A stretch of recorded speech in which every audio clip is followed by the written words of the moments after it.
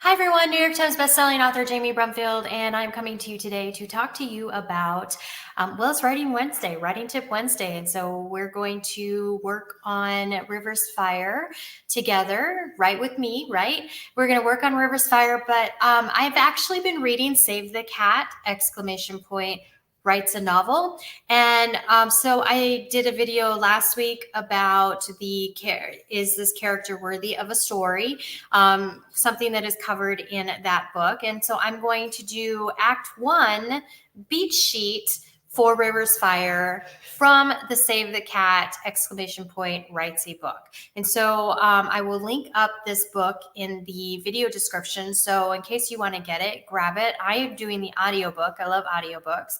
And the audiobook comes with an actual PDF that you can actually download. So you're getting the same thing as a book, only it's being read to you. So you've got a PDF that is accompanied with the audiobook that has the beat sheet and goes over all of the stuff that we're talking about. So it's really great.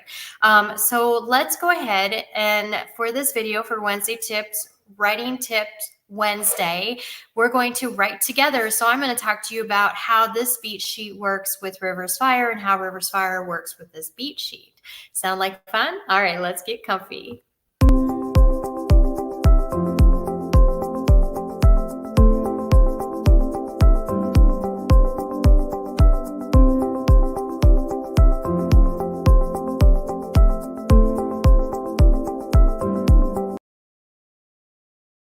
Out of the 15 beats to the beat sheet for Save the Cat, 5 of the beats are for Act 1. So that kind of gives you an idea.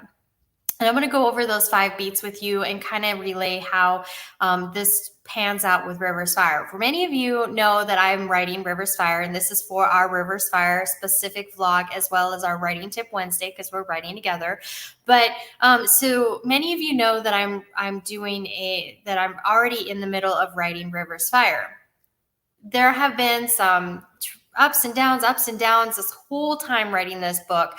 And so I decided to keep my promise this year that I was going to read some books to help me with my writing craft, to continue to expand and grow my writing craft. I think that we should always be learning. We should always be learning new things. So I thought, well, Save the Cat! Writes a novel. Sounds like a really good book to read.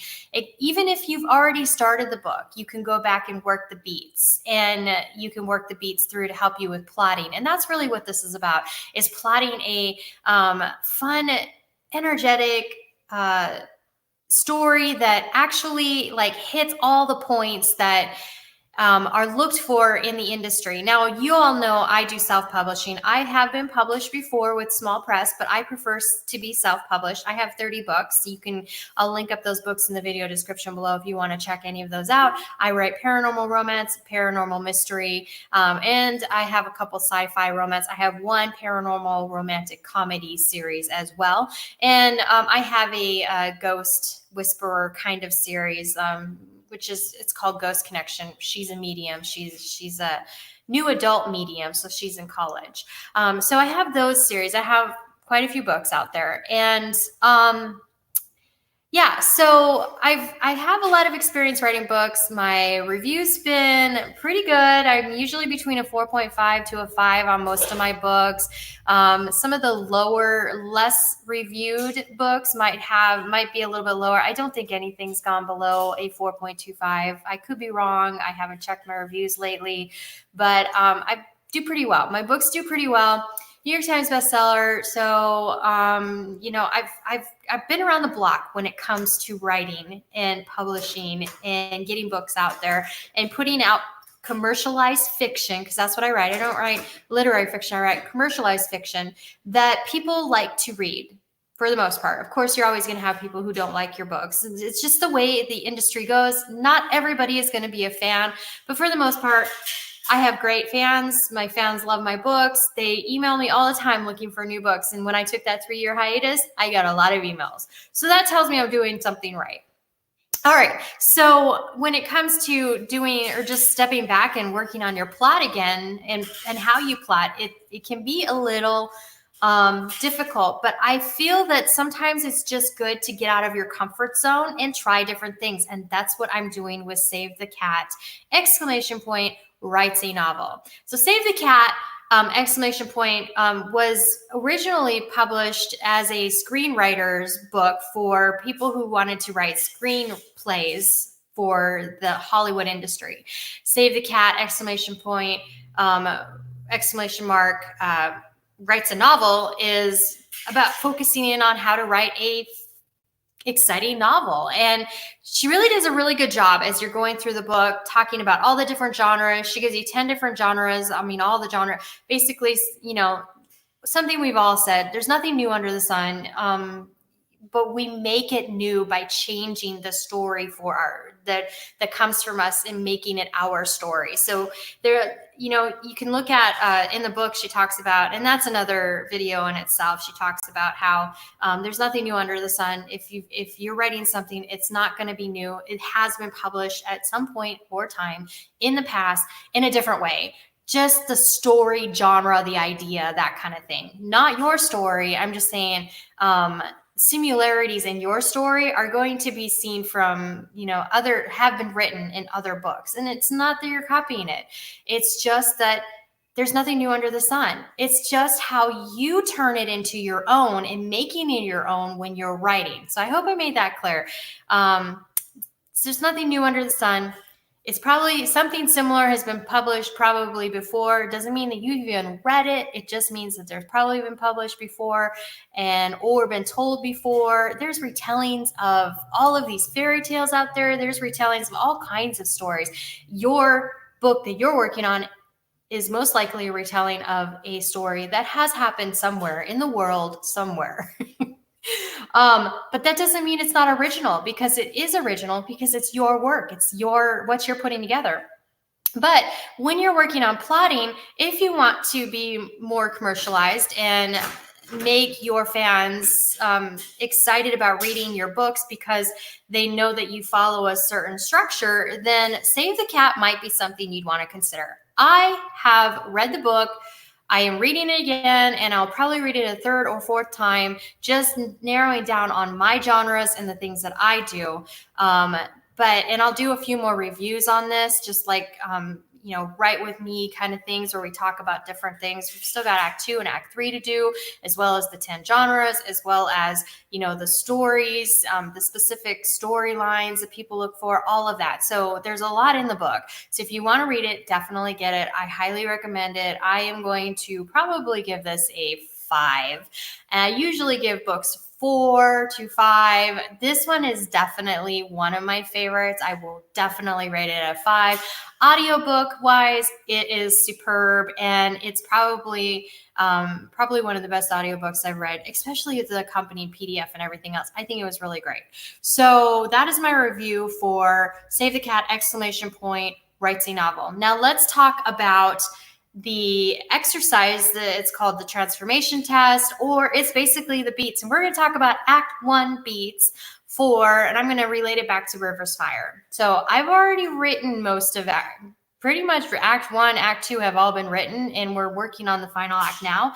But I want to go back and show how this all works. So you've got the very first beat is that you need to have an opening image. And the opening image is like the first few pages. It's literally 0 to 1% of your book. It's basically that opening image. And it's a one scene or one group of interconnected scenes, and it's your opening image.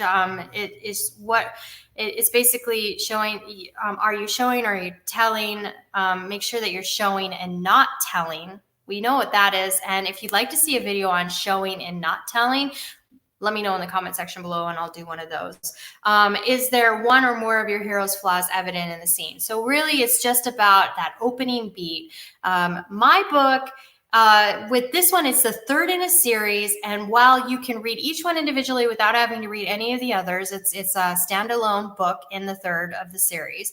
I wanted the opening scene to show River in his life with his flaws, But also as he's examining and holding people at arm's length, because that's what he's going to do most of the book. He's going to be holding people at arm's length. And there's a reason for that. You're going to see that as you read through the book. If you decide to read the book, you're going to see there's a reason why he does this. And it can be very frustrating. And I know as the author, I'm very frustrated a little bit with him sometimes. I'm like, just give it a shot.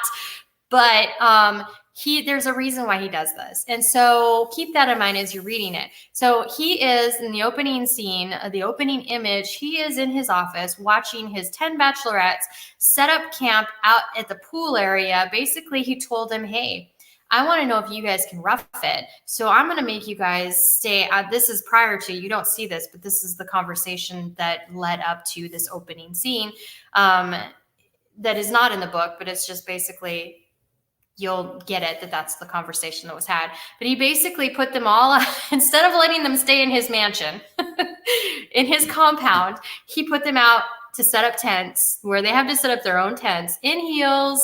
You know, they're all dressed to the nines, heels, dresses, really, you know, snazzy makeup, everything, but they're out there putting up their tents because they're going to be staying outside. He is actually inside the office watching this happen as he's watching all the ladies set up, assessing each one, because he's got 10 bachelorettes that he's going to be dating through this book.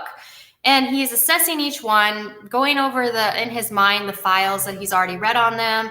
And, you know, you get a sneak peek of all these girls. And you also get a sneak peek of the fact what he's looking for in what he wants, basically. There's a difference between want and need for your hero, and the book talks about that. Save the Cat, ! Writes a novel, talks about the difference between the want and the need. And really, his want is that he wants a mate who's going to be his partner to help him lead the pack. There's nothing about love there, right? His want is a mate that's going to be his partner to help him lead the pack. So that's kind of thing. What he needs is his soulmate. He needs that. His wolf needs that. He needs that. He needs that. And seeing his sisters who both found their true loves and living in these wonderful relationships that he's going to see play out, and you're going to see play out through the book. The 2 previous books, you'll be able to see them continue their story through River's Fire, that he's gonna realize this is not what I want. What I want is not what I need. I need real love. So he's gonna realize that, but that's his lesson that he has to learn. So he's sitting there, and you can see his flaws in that opening scene as he's doing that. Then his family comes in, sisters and all of them, and they're talking about other things, which when you read the book, you'll see. So beat 2 is theme stated. Does your theme directly relate to the hero's need or spiritual lesson? I think it's pretty clear the theme that I have, that he is going to go for his want instead of his need. He's going to go for a partner instead of true love. And he's just going to fulfill the will. It's about what the right girl now, not the right girl forever. That's kind of his thing. There's a reason for it. If you read the previous books, you might have hit on it just briefly, but there is a reason why he's this way. There is a definite reason why he feels this way. And then the next thing is your theme stated by someone or something other than your hero? And yes, in that first chapter, Rain and Rhyme make it really clear to River that he needs to find somebody that's going to make him happy, not just somebody to help him lead. So that theme is stated by other characters, and that's what you want. You want other characters to say, hey, wake up. Hello, because the readers will be saying that, hey, wake up. Hello, this is a romance. You need more than this. So it's kind of like you get that from the other characters, and you're like, yeah, you can root on the other characters as well as rooting on him. It's like, wake up, wake up, wake up. When will he, if he will wake up, how will he wake up? And will he discover what he needs in time? That's the kind of thing. And can your hero easily and believably dismiss this theme? Absolutely. He has 2 months to get married, and he has 10 bachelorettes that he doesn't really find. I mean, yeah, they're attractive to him, but he's not really into because they're just, not delivering what his expectations are. So absolutely, it's going to be easy for him to dismiss the theme of true love. It's going to be so easy for him to do that. All right, so then you got the setup. Your third beat is the setup. So the setup is, have you shown at least one thing that needs fixing in your hero's life? Yes. Have you introduced at least one A story character? Yes. We've got 10 A story characters. The A story is the finding his mate. It's a romance, so that's his A story. Did you clearly establish your hero's want or external goals somewhere in this beat? And so, yes, his want, his external goal in this beat is very clearly established when he meets each one of the girls, and he makes it really clear what he's looking for. He's looking for a partner. He's looking for someone that's going to help him lead the pack, and somebody who wants to be there. And if love comes in the future, then that's great, but it's not necessarily necessary now.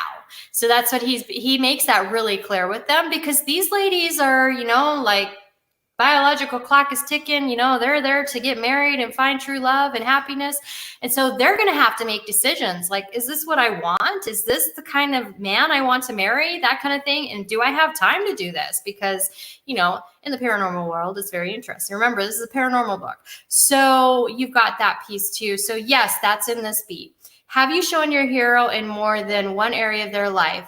Home, work, play. And yes, I have up to this point. At this point, I've shown him with his family. I've shown him at work, and I've shown him in play, a little play, because he's, playful with his potential mates and that kind of thing. I am thinking about adding a scene in here that might increase more about what his life is without a woman, as far as play, but I'm not sure if I'm going to put that in there yet. All right, because this actually helps you with that. And if some of these words don't make sense to you, or if some of these things, these themes, or the things that we're talking about in here, you'll get it in the book. Again, I'm not trying to give away or plagiarize the book. I'm sharing you the beats and then showing you how the beats interrelate to my story. But you're going to want to read this book. If you're finding this interesting, definitely read this book. It'll make you understand and help to tighten up your plotting with your story. Even pantsers who don't plot will like this book. That is a A+ review for me. So, all right, then the next one in the setup, it says, have you shown your hero? Okay, are your hero's flaws? Again, you've got to bring up those flaws. And have I created a sense of urgency? Well, if you've read the series, the sense of urgency is that he has to get married to fulfill the stipulation in the will. Pardon me. So if he doesn't fulfill the stipulation in the will, they will not get the inheritance. It's going to be hard to run the Colorado Pack without the inheritance. Then you've got the catalyst. And of course, there's more to it. Of course, I didn't read, every sentence word for word, because again, I don't want to take away from the book. If you like what you're hearing here and you like how it's helping to shape up my book, then definitely get your book. It's well worth it. Okay, so then there's the fourth, right? 1, 2, 3. Yeah, the fourth beat is the catalyst. So there's got to be a catalyst. Basically, it's about, is the catalyst an action beat, or is it non-action beat? Is it possible for the hero to go back to life normally after this? If it isn't, then it's not a good enough catalyst. And if it is, or if the hero, pardon me, I need something to drink. If the catalyst hits the hero and it's like slamming into a brick wall, right? But the catalyst isn't strong enough to where, if basically the hero could go back to life normal after that catalyst, then it's not a good enough catalyst. So keep that in mind when you're writing that. Now, this one I had a hard time with on my book, because my catalyst is him coming to conclusion of the romance. So I kind of started working in the B story at this point, and you'll understand the B story. We'll talk about that in another video, or you might understand, or if you've read the book or that kind of thing. But I kind of had to work in my B story, and my B story is the mystery as to who is trying to destroy this family from getting or fulfilling the stipulation in the will. So there's my B story. So the catalyst came from there. Of course, when that hits, then he can't go back to normal because now the urgency has stepped up a notch and he doesn't have a choice. He cannot go backwards because whoever it is trying to destroy his family, now he needs to make sure that they know he's the protector. He's the hero. He's the knight in shining armor, and he's going to save his family. And so that catalyst is set into play. So for the book, when I first initially was writing it and I first initially plotted it, just for you, for your knowledge, my catalyst wasn't too strong at this point in the opening first act. And so when I was going through this book, I realized, wow, I need to step it up on my catalyst. And they really stress the catalyst piece. So if you get the book, you'll understand what I'm talking about when they stress the catalyst piece. But so I realized I needed to really step up my catalyst. So I took my B story to bring that in.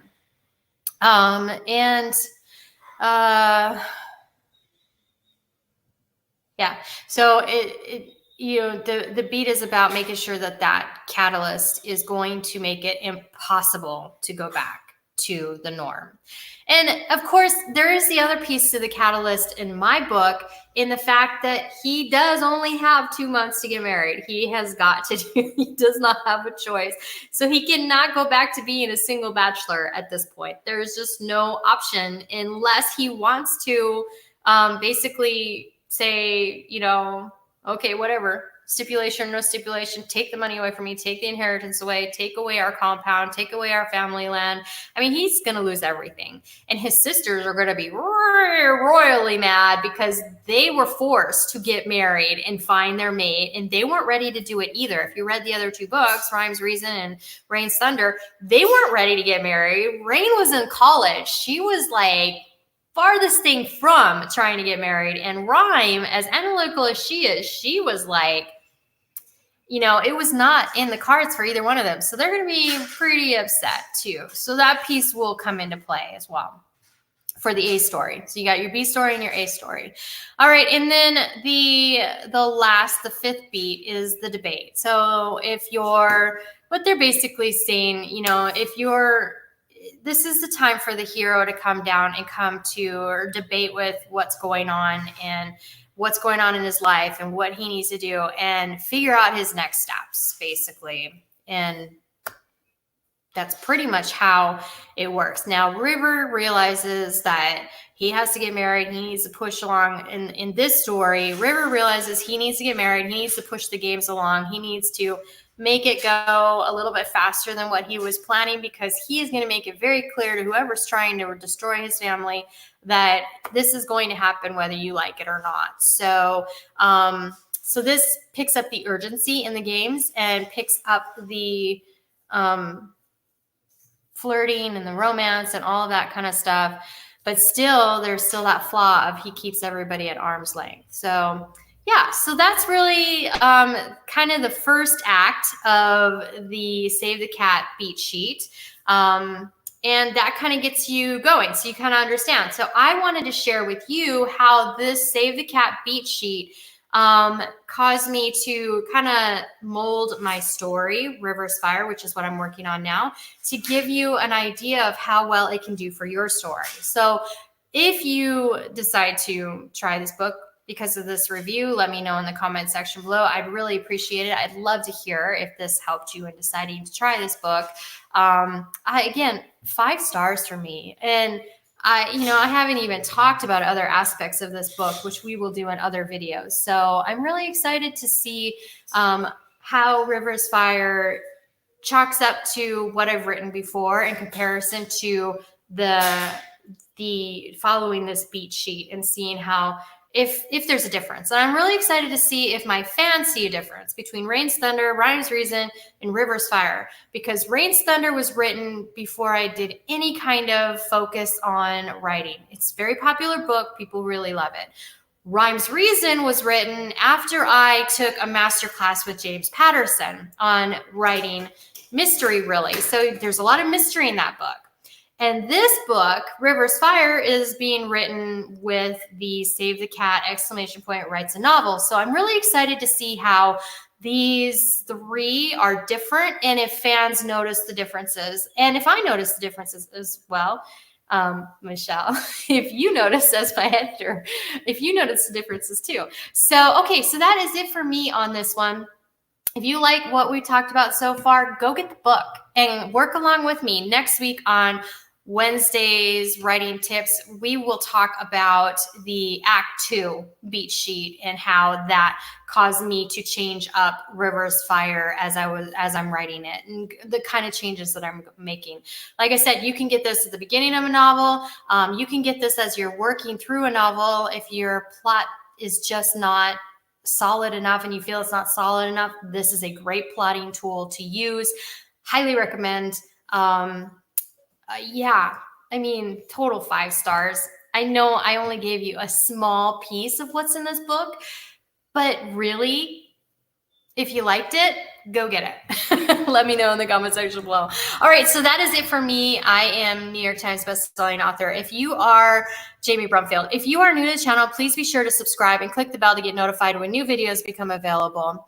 Also, like this video, comment down below about anything in this video. I would love to hear your feedback or opinion on what we talked about and whether or not you have read this book or getting this book, or if you're interested now in getting it because of this in-depth review or analysis as we're talking about it and how it relates to my story, River's Fire. And let me know if you're excited to see River's Fire come out. It's coming soon.